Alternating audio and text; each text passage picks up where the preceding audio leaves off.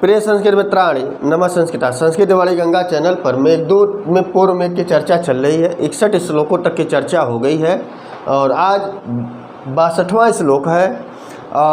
इसी क्रम में अभी तक हम अर्थात मेघ जो है वह क्रौंच छिद्र से अब आगे बढ़ेगा। पिछले श्लोक में क्रौंच रथ तक पहुंचा था और वह परशुराम का एक उनका उद्योग था तो उनका एक बहुत बड़ा काम था कि उन्होंने क्रौंच रथ पर्वत को काटा, एक छिद्र बन गया जो वह मानसरोवर जाने का एक रास्ता था।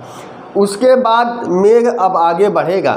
तो इसके बाद क्या कथानक है इस श्लोक में बताया गया है। चैनल पर पहली बार है सब्सक्राइब करें और यूपी टीजीटी पीजीटीएलटी की परीक्षाओं से संबंधित सारे वीडियो निःशुल्क हैं, देखें, अपने मित्रों तक शेयर करें। तो आइए हमारे साथ वाचन कीजिए। मंदाक्रांता छंद है। गत्वा चोर्ध्व दश मुख भुजो श्वासित प्रशस्त संधे कैलासस्य त्रिदश बनिता दर्पणस्यातिथिष्या शृङ्गोच्छ्रायै कुमुदविशदै शृङ्गोच्छ्रायै कुमुदविशदै यो वितत्यस्थितः खं राशीभूतः प्रतिदिनमिव त्र्यम्बकस्याट्टहासः। तो इस श्लोक के माध्यम से बताया गया कि गत्वा चोर्ध्व गत्वा च ऊर्ध्व ऊर्ध्व च गत्वा। हे मेघ, जब तुम ऊर्ध्व माने उस ऊपर, गत्वा माने जाकर, ऊर्ध्व का अर्थ यहाँ अनंतर है, पश्चात है, अर्थात इसके पश्चात तुम आगे बढ़ना। जब तुम उस क्रौंच छिद्र से आगे बढ़ोगे या उस क्रौंच रंध्र पर्वत से, क्रौंच रंध्र का जो मार्ग बना है उस पर्वत से आगे बढ़ते हुए, उस घाटी के बीच से आगे बढ़ते हुए जब तुम कैलाश की तरफ बढ़ोगे तो 10 मुख भुजो, 10 मुख भुजे अर्थात 10 मुखम, तो 10 मुख होगा अर्थात 10 है मुख। तो यहाँ रावण का बोध हो रहा है और 10 मुखम कर देंगे तो द्विग समास हो जाएगा। दशानाम मुखानाम समाहार है तो हो जाएगा द्विगो, लेकिन 10 मुख कहेंगे तो वह बहुव्रीहि हो जाएगा। तो यहाँ पर बताया गया कि 10 मुख भुजो उच्छ्वासित प्रशस्त संधे, अर्थात 10 मुख अर्थात रावण के भुजाओं के द्वारा उखाड़े गए या हिलाए गए या ढीले किए गए, संदेह माने जोड़, ऐसा कैलाश से। तो यहाँ पर 10 मुख भुजो उच्छ्वासित प्रशस्त संधे बता रहा है कि यह कैलाश का विशेषण है कि वह जो कैलाश पर्वत की तरफ जब तुम मेघ बढ़ोगे तो वह कैलाश पर्वत कैसा है। तो कालिदास ने अपनी लेखनी से कहा कि वह कैलाश पर्वत 10 मुख भुजो उच्छ्वासित प्रशस्त संधे, अर्थात रावण के भुजाओं के द्वारा हिलाया गया है। भगवान शंकर रावण के यहाँ नहीं जाना चाहते थे और रावण उस कैलाश पर्वत को उठाकर अपने यहाँ ले जाना चाहता था, लेकिन जब वह पर्वत को उखाड़कर अपने कंधे पर लाद लिया तो भगवान शंकर अर्थात महादेव ने उस पर्वत को दबा दिया, अपने पैरों से उस कैलाश पर्वत को दबाने लगे। रावण दबने लगा तो रावण ने महादेव की फिर उन्होंने आराधना की, तब जाकर कैलाश पर्वत को वहाँ फिर रखा गया।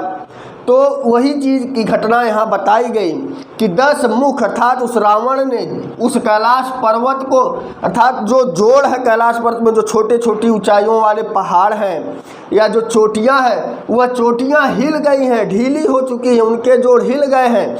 ऐसे कैलाश पर्वत की तरफ तुम मेघ बढ़ना, गत्वा माने जाकर, ऐसे कैलाश पर्वत पर तुम जाकर। एक और विशेषण दिया गया कि त्रिदश वनिता, अर्थात जो देवता होते हैं, त्रिदश अर्थात देवता, देवताओं के बारे में एक कथानक है कि हमेशा यह युवावस्था में रहते हैं, अर्थात हमेशा यह 30 वर्ष की अवस्था में रहते हैं। ऐसे 30 वर्षीय देवताओं की जो वनिताएं हैं, जो रमणियां हैं, जो उनकी स्त्रियां हैं, और दर्पणस्य, और वह कैलाश पर्वत उन वनिताओं के दर्पण है, उन रमणियों के, उन देवताओं की रमणियों के, वनिताओं के अर्थात स्त्रियों की वह कैलाश पर्वत दर्पण है। ऐसे कैलाश पर्वत की अतिथि स्या, ऐसे कैलाश पर्वत की हे मेघ तुम अतिथि बनना। क्लियर हो गया?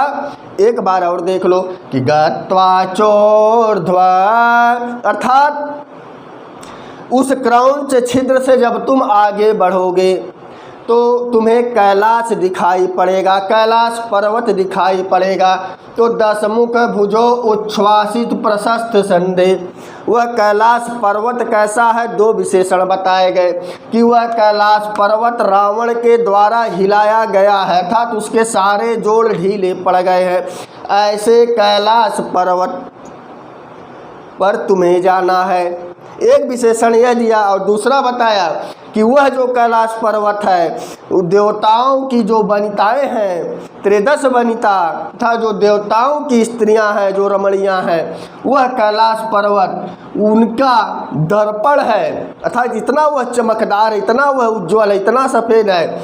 ऐसे कैलाश पर्वत की अतिथि हिस्सा, तुम्हें अतिथि बनना है मेघ, इससे कैलाश पर्वत पर तुम्हें जाना, अर्थात तुम बिना बताए पहुंचोगे, इसलिए अतिथि ही शब्द का प्रयोग किया गया कि तुम उस कैलाश पर्वत की अतिथि हिस्सा हमारे बनना। और वह कैलाश पर्वत और कैसा है, नीचे की 2 लाइनों में बताया गया कि श्रृंगोच्छाये कोमोद विशदये यौर्वेतत् स्थितं ख। यहाँ बताया गया कि यह माने जो कौन, अर्थात कैलाश, अर्थात जो वह कैलाश है कुमुद विशदय, अर्थात कुमुद के समान, विशदय माने उज्ज्वल स्पष्ट। तो कुमुद का एक और नाम है कुई के फूल के समान सफ़ेद। श्रृंगई, श्रृंग माने चोटी, अर्थात कुमुद के समान उजले, उच्छाई माने ऊंचाई पर, चोटी की ऊंचाई पर, श्रृंग उच्छाई अर्थात चोटी की ऊंचाइयों से।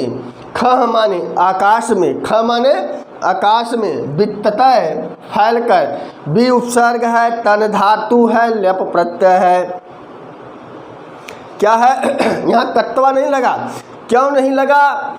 क्योंकि उपसर्ग लग गया धातु के पहले। आपको मालूम होगा यदि विसर्ग नहीं लगता तो वित्ततः के तन धातु है, इसीलिए यहाँ लेप लग गया।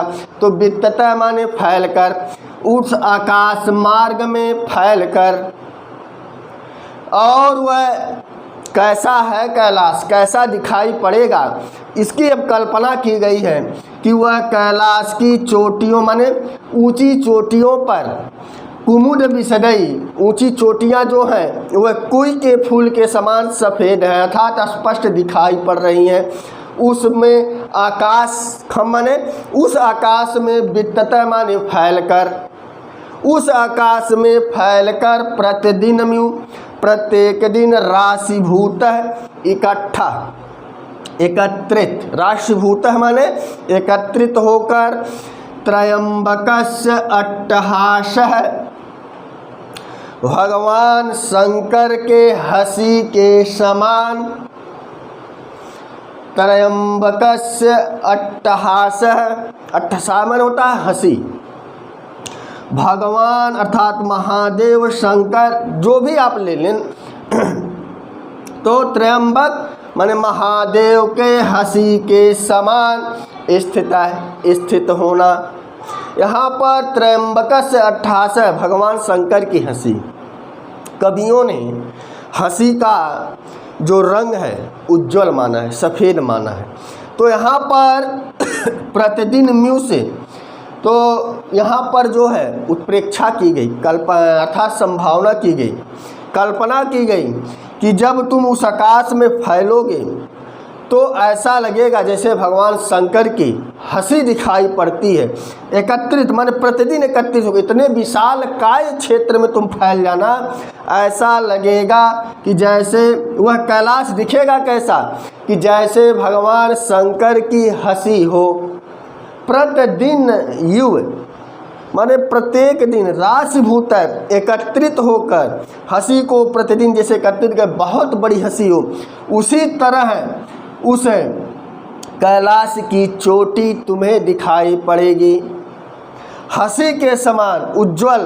तो हंसी का रंग क्या है? उज्ज्वल माना है कवियों ने। ऐसा लगेगा कि जो वह श्रृंगरई है वह कुमुद कुई के फूलों के समान उज्ज्वल सफ़ेद, अर्थात ऊंचाई और श्रृंगई चोटी, उस चोटी की ऊंचाइयों पर जब तुम फैलोगे वह चोटी इतनी फैल जाएगी, ऐसा लगेगा कि उस पर तुम्हें स्थित होना है, उस कैलाश की चोटियों पर तुम्हें स्थित होना है। ऐसा लगेगा कि जैसे भगवान शंकर अर्थात महादेव हंस रहे हैं।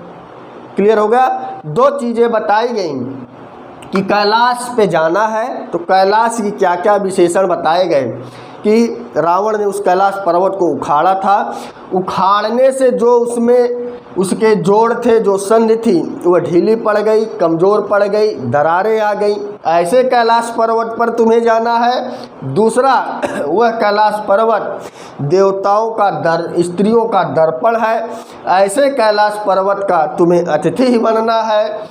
और वह कैलाश पर्वत की चोटियाँ कैसी हैं उसके बारे में बताया गया। यह है माने जो कैलाशस्य, यह कैलाशस्य माने वह जो कैलाश है वह कुमुद के फूल के समान सफ़ेद, श्रृंगई उच्छ्रायई अर्थात उस कैलाश की चोटियों पर, खम माने आकाश में, विततय माने फैलकर, प्रतिदिन मिव प्रत्येक दिन, राशिभूत है अर्थात एकत्रित होकर, त्र्यंबकस्य अट्टहास ऐसा लगेगा भगवान महादेव शंकर की जो हंसी है वह एकत्रित हो गई है, ऐसे चोटी पर स्थित है। तुम्हें मेघ वहाँ पर स्थित होना है अर्थात रहना है, अर्थात पहुँचना है।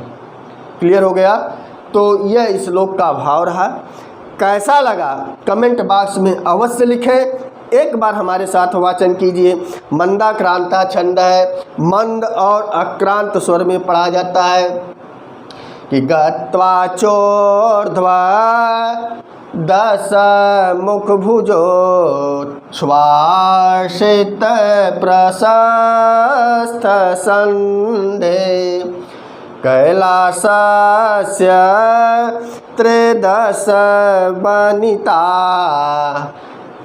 कैलासस्य त्रिदश वनिता दर्पणस्यातिथिस्या शृङ्गोस्रायै कोमोदविशदैर्यो वितत्यस्थितः खम् राशिभूतः प्रतिदिनमिव त्र्यंबकस्याट्टहासः। तो बस आज इतना ही। अगले वीडियो में नए श्लोक के साथ मिलेंगे। तो शुभ संध्या, शुभ रात्रि।